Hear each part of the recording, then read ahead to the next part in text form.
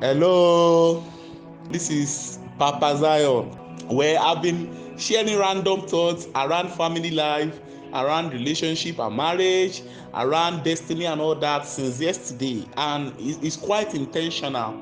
It's quite intentional. It's quite intentional. So I want to talk about the process of choosing a marriage partner, and this is where I'm going to start from. It always starts from you. It doesn't start with the person you want to give a yes to or the lady you want to ask out. It always starts from you. Okay, now this is still the beginning of the year. The year is still fresh. Do you want to marry this year? Like, you want to settle down this year? Yes or no? If you want to settle down this year, you must be very, very intentional about this process. That means that first thing is that you are not going to delay the guy that is asking you out, because even you want to marry, you want to settle down this year. And as a guy also, don't delay the lady too. Ask her out if you know you want to marry this lady. Are you getting what I'm talking about now? And if you know you are not ready to settle down this year or any moment soon, then that is another ball game entirely. So this is how it always starts. It starts with you.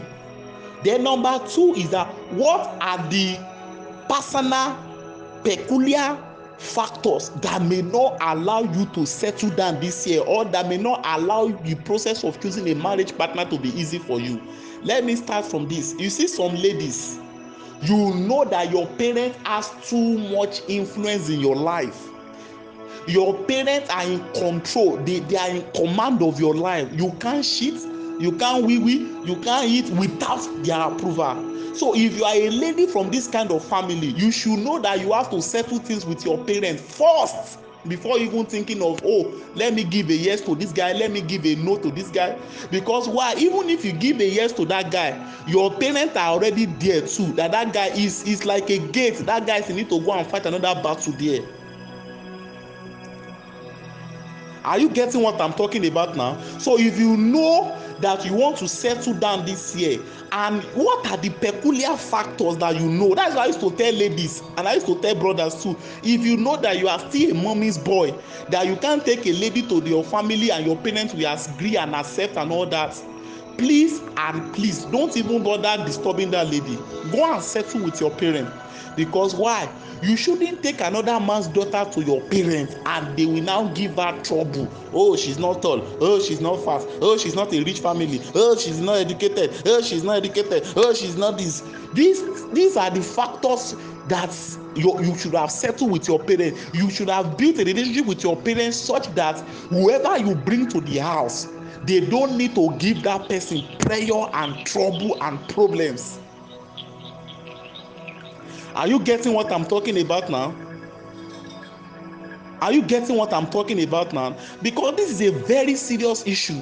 A man will use 3 years to beg you and beg you and beg you before you will agree to marry him.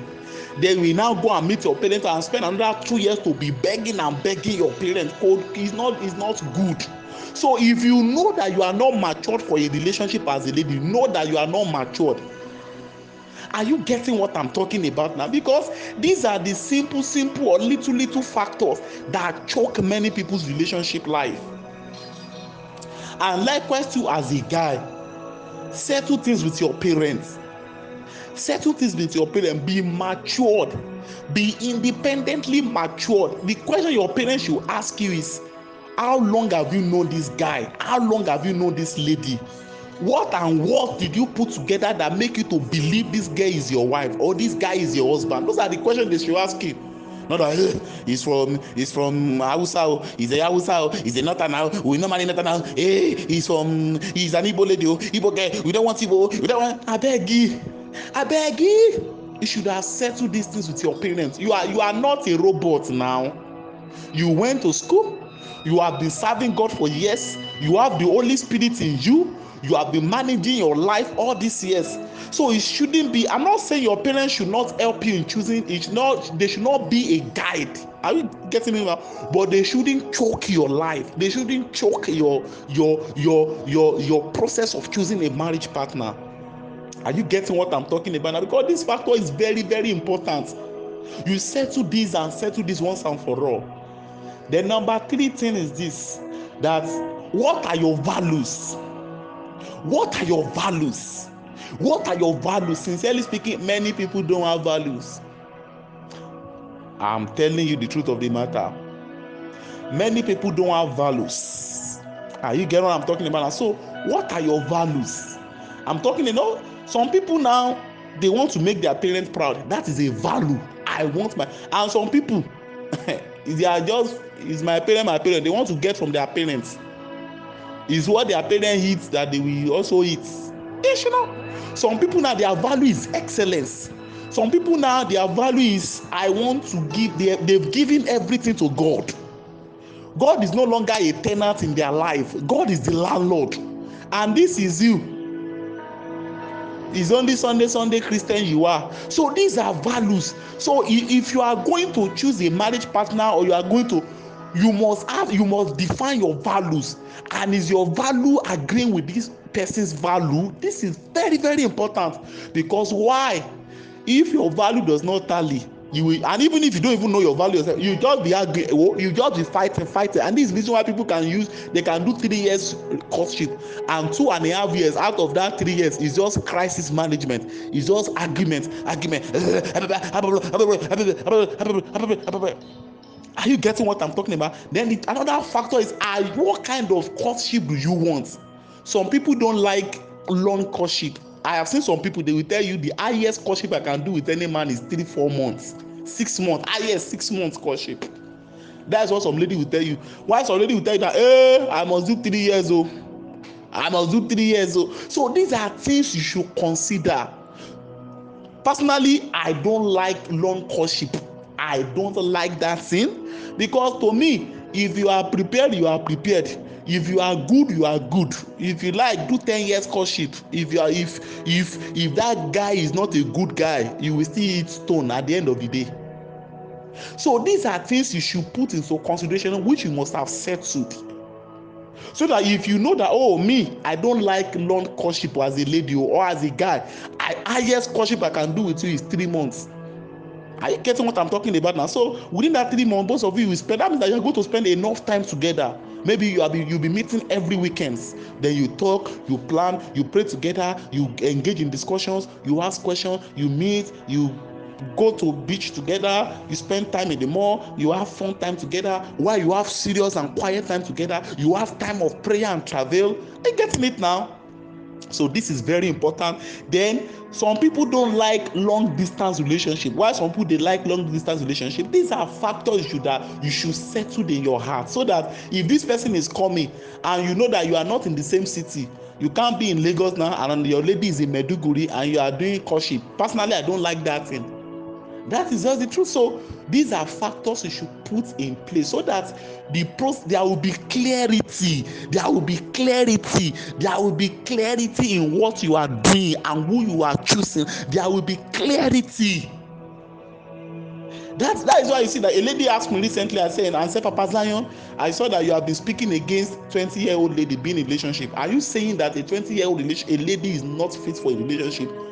When I saw the question, I think I replied, and my answer to that question is this: a 20-year-old lady should just be in her final year or in an NYSC days.